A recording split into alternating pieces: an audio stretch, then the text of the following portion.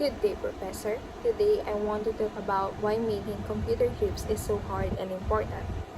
It all started in 1965 with an engineer named Gordon Moore.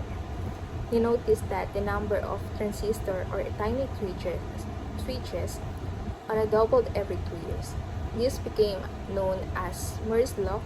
He predicted that the computer power would keep growing fast, which pushed companies to keep improving technology, leading to the advanced chips we see today. Making a chip isn't it simple. It involves several complicated steps. First, there's the instruction set architecture, or ISA, which is like the chip's language, telling it how to process commands.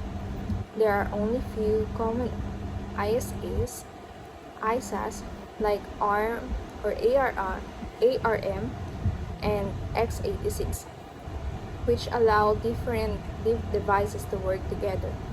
But because only certain companies own these ISAs, it limits others from creating similar technology, which is a big challenge. The next part is chip design. This is where companies decide things like how fast a chip should be and what part it needs.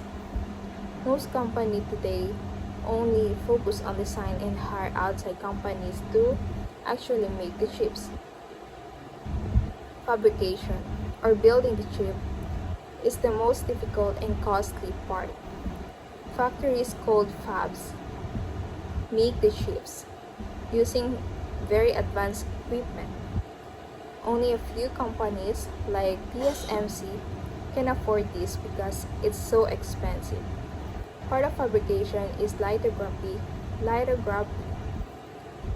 where designs are printed onto the chip with special light.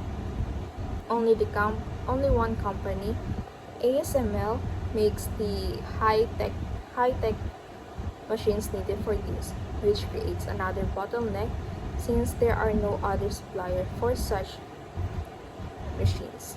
Finally, the chip go through packaging and testing to make sure they work correctly. This part is simpler but still important to ensure the quality. These processes are why only companies control the industry. This controls affects in the whole world because so many devices, economies, and even the countries rely on these chips to avoid being too independent on other countries. For each places like US, Europe, and China are investing more in making their own chips. In short, making chips is hard because it requires special tools, knowledge, and a lot of money.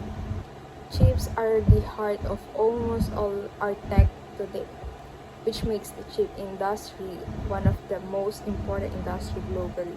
Next video, I'm going to talk about something we all use daily without even thinking about it, computer chips. But have you ever wondered why making this tiny chip is so complicated? In the beginning, the first chip companies, like Fairchild Semiconductor, started small back in the 1950s and 60s. They were excited and just to make a single silicon transistor. By 1965, they had managed to put around 60 transistors on one chip. It was around this time that Gordon Moore, one of the company's engineers, made a big prediction called Moore's Law. He guessed that the number of transistors in chips would keep doubling every year or so. His predictions led to huge growth and pushed the industry to keep improving chip technology at an amazing rate. Today, Today, though, making chips is a super complex job. It involves different stages, each handled by different specialists. For example, the first stage is designing how the chip will function. After that, companies send these designs to big factories like TSMC in Taiwan that actually make the chips. These factories are so advanced and expensive that only a few companies can afford to run them. The next challenge is equipment. One part of making chips involves a process called lithography, where they use powerful machines to transfer designs onto tiny pieces of silicon. These machines are so advanced that only one company, ASML from the Netherlands, know how to make the highest quality ones. Each machine costs around $130 million. Because the process is so costly, only the biggest companies can keep up.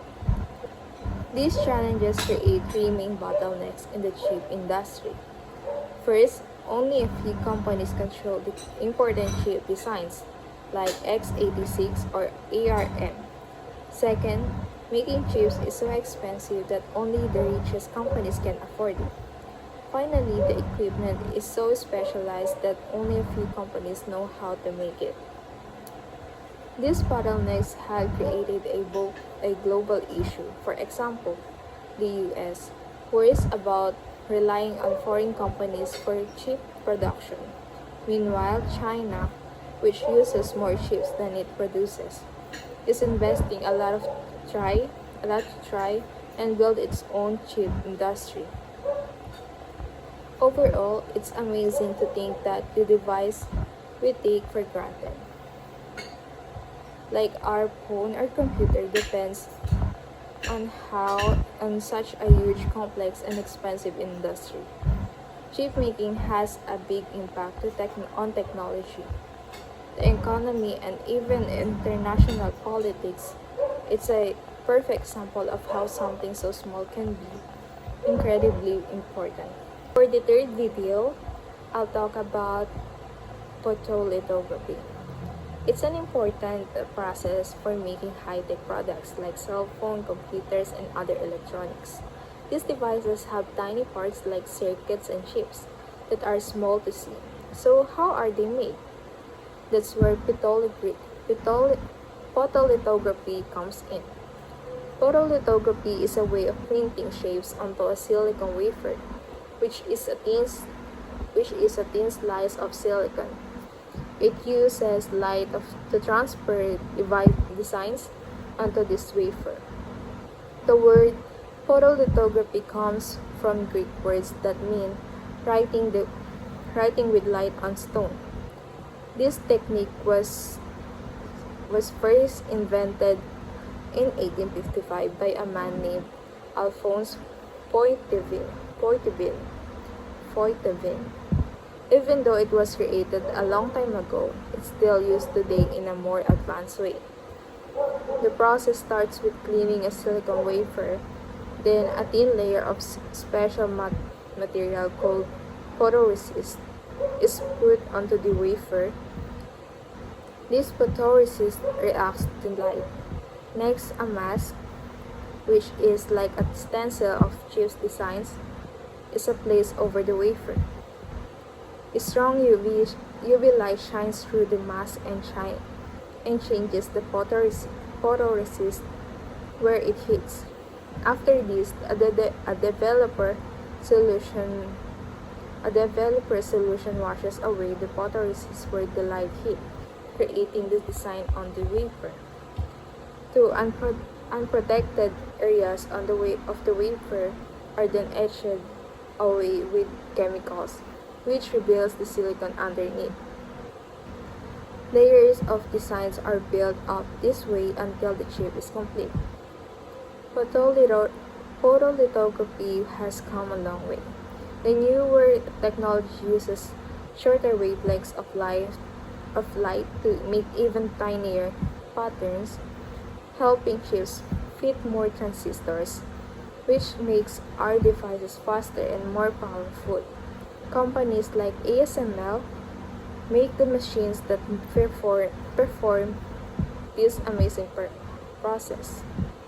So that's the basic photolithography. It's an incredible technique that allows us to make tiny powerful technology. For the second to the last video, today let's take a quick journey through the fascinating process of how CPUs or central processing units are made. These are the tiny brains inside are computers and phones. The process starts with the circuit design. Engineers design detailed plan that maps out how the CPU will function. This is like a blueprint of the building, but for circuits instead. Next, we need silicon wafers, which are made from quartz, sand.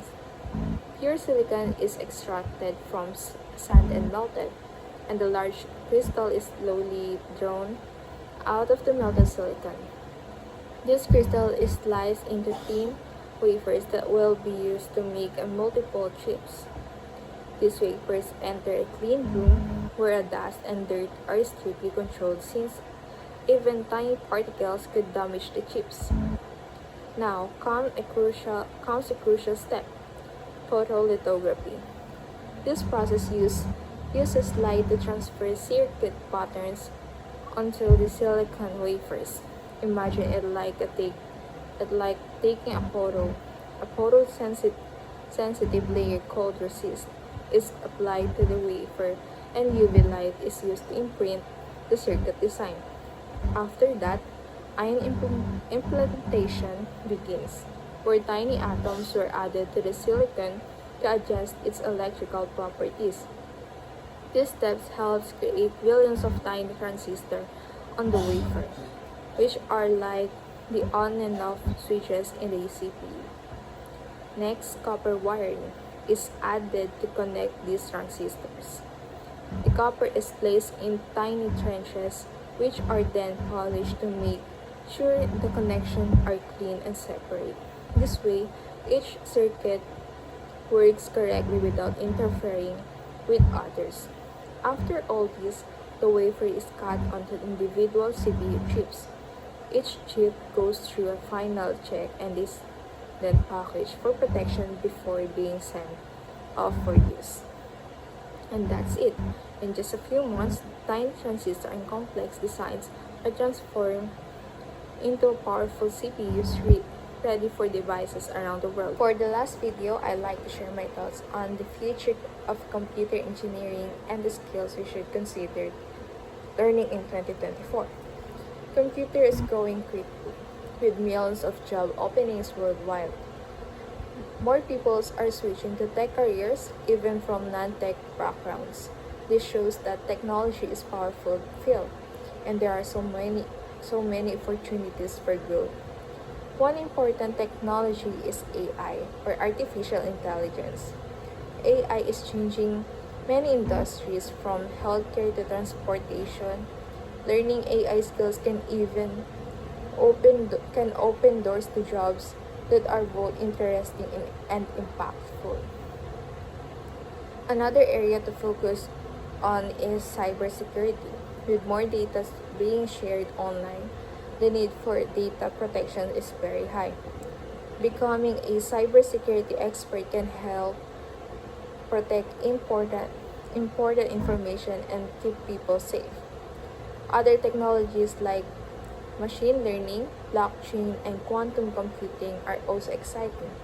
These fields offer high-paying jobs and the chance to work with cutting-edge technology.